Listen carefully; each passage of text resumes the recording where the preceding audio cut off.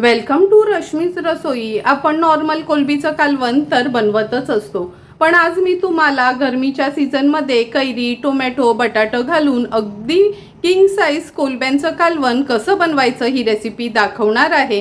त्यासाठी हा व्हिडिओ तुम्ही शेवटपर्यंत बघा आणि माझ्या चॅनलला लाईक, शेअर अँड सबस्क्राइब करा।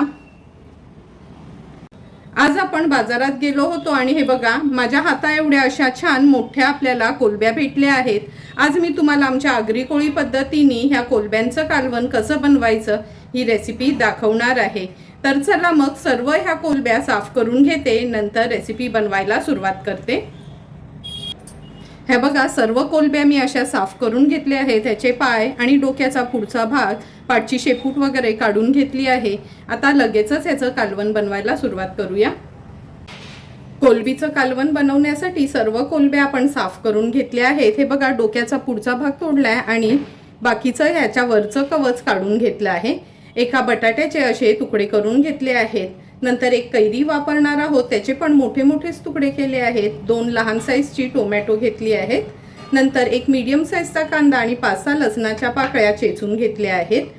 आपण ह्या कोलबीच्या कालवणाच्या वाटणासाठी मूठभर सुकं खोबरं खिसून भाजून घेतलं आहे। आल्याचा तुकडा, 7-8 लसणाच्या पाकळ्या, पाणी न घालता हे वाटण असं आपण तयार केलं आहे।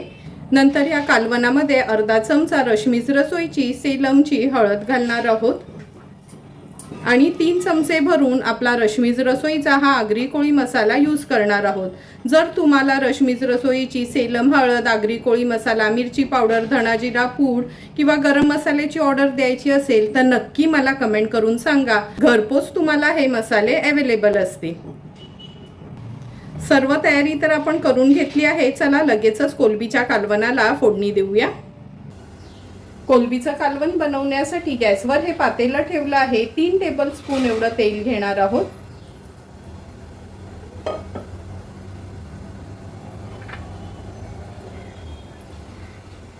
तेल गरम होत आलं की लसणाच्या पाकळ्या आणि कांदा आपण फोडणीला घालूया। लसूण आणि कांदा मीडियम फ्लेमवरच आपल्याला शिजवून घ्यायचा आहे।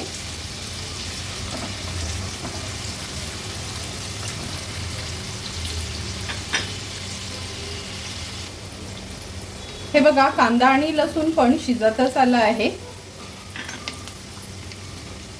आता आपण याच्यामध्ये अर्धा चमचा हळद घालतोय। 3 चमचे आपला रश्मीज रसोईचा हा आगरी कोळी मसाला आहे तो ऍड करतोय। कोलब्या जास्त असल्यामुळे मी 3 चमचे मसाला वापरणार आहे। हळद आणि मसाला पण तेलावर छान आपल्याला परतून घ्यायचा आहे। परतून झालं की ह्याच्यामध्ये आपण हे 4 चमचे सुकं खोबऱ्याचं वाटण ऍड करूया। आम्ही आगरी कोळी लोकांना मच्छीच्या कालवणांमध्ये वाटणाचं प्रमाण खूपच कमी ठेवतो किंवा कधी कधी तर बिना वाटणाचंच कोलबीचं कालवण असो किंवा पापलेटाचं बनवत असतो। आता आपण ह्याच्यामध्ये ह्या कोलब्या ऍड करूया। बघू शकता कोलब्या साफ केल्यानंतर पण किती मोठ्या अशा साईजला ह्या कोलब्या आहेत। आता ही आगरी कोळी डिश आहे म्हणजे बटाटा तर आलंच त्याच्यामध्ये। व्यवस्थित मिक्स करून घेते मसाल्यात।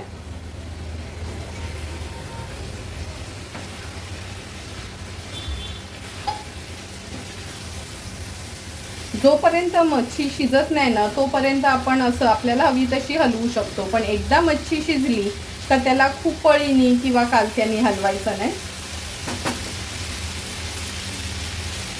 आता आपण ह्याच्यात गरजेप्रमाणे पाणी ऍड करणार आहोत। मी 2 ग्लास एवढं पाणी ऍड करते, कारण का आज आपण हे कोलबीचं पातळच कालवण बनवणार आहोत।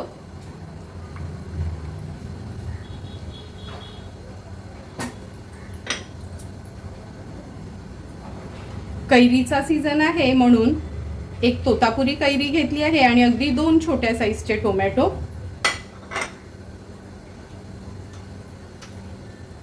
चवीप्रमाणे मीठ ऍड करते।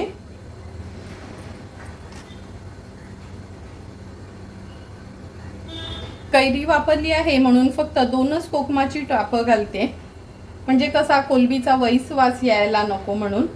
कालवण व्यवस्थित हलवून घेते आणि हाय फ्लेमवर आता ह्याला छानशी एक उकळी काढून घेते।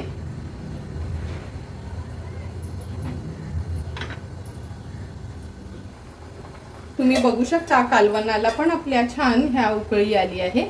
थोडासा कांदा ह्याच्यात मी फिरवून घेते। आता आपण ह्याच्यावर झाकण ठेवूया आणि मीडियम फ्लेमवर एक 7 ते 8 मिनिटासाठी कोलबी, बटाटा, टोमॅटो, कैरी शिजवून घेणार आहोत। 8 ते 10 मिनिटं झालीत, आपण झाकण काढून बघूया। तुम्ही बघू शकता, हे बघा आपल्या कोलब्या तर व्यवस्थित शिजल्या गेल्यात। कैरी आणि टोमॅटो, बटाटा शिजायला काय जास्त वेळ लागत नाही। हे बघा, आता गॅसची फ्लेम हाय करते। हाय फ्लेमवर एक छानशी ह्याला उकळी काढून घेऊया।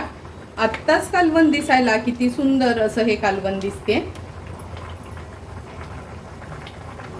हाय फ्लेमवर ह्याला छानशी एक उकळी काढून घेतली आहे। आता ह्याच्यावर झाकण ठेवते आणि गॅसची फ्लेम स्विच ऑफ करते। वाफ थोडीशी कमी झाली की हे कालवण आपण उघडून बघणार आहोत। 2 ते 3 मिनिटं झाले, झाकण काढून बघूया। तुम्ही बघू शकता किती सुंदर असं आपलं ह्या मोठ्या कोलब्यांचं कालवण तयार झालं आहे। अगदी सिंपल साध्या पद्धतीने आपण हे कालवण बनवलं होतं। थोडीशी कोथिंबीर ॲड करते आणि सर्व करण्यासाठी हे कालवण आपलं तयार आहे। सुंदर असं तयार झालेलं ह्या मोठ्या कोलब्यांचं कालवण आपण ह्या सर्विंग प्लेटमध्ये सर्व करून घेतोय। तुम्ही बघू शकता एक एक कोलबी किती मोठ्या साईजची आहे। अगदी सिंपल सोप्या पद्धतीने तुम्हाला आज मी हे आमच्या आगरी कोळी पद्धतीचं मोठ्या कोलब्यांचं कालवण कसं बनवायचं ही रेसिपी दाखवली आहे। तुम्हाला पण जर मी बनवलेल्या ह्या कैरी आणि बटाट घातलेलं मोठ्या कोलब्यांच्या कालवणाची रेसिपी आवडली असेल तर तुम्ही पण माझ्या पद्धतीने एकदा तरी हे कालवण घरी ट्राय करा आणि मला कमेंट करून सांगा की तुम्ही बनवलेलं हे कालवण कसं झालंय ते। जर तुम्हाला मी बनवलेल्या ह्या मोठ्या साईजच्या कोलब्यांचं कालवणाचा व्हिडिओ आवडला असेल तर नक्की माझ्या चॅनलला तुम्ही लाईक, शेअर अँड सबस्क्राईब करा। Thank you for watching my video.